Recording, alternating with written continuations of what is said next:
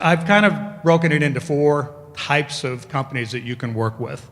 This is the OneStop Shop. These are the big boys. They typically have multiple plants across the country.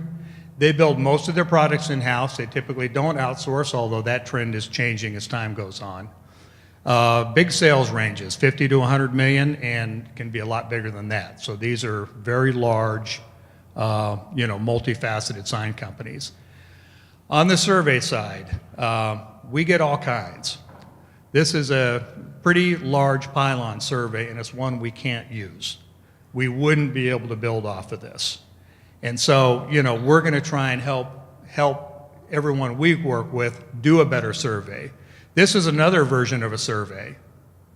And if you like to read, you can hopefully figure out what this sign is supposed to look like from reading this verbiage.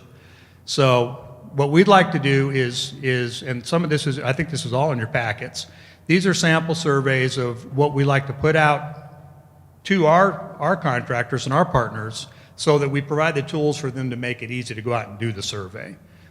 This is a pylon. We'll want information on the pole, on the cabinet, on the faces, on the retention system, on the illumination, the whole shoot and match. Paint colors, paint samples, paint chips, all those are really important.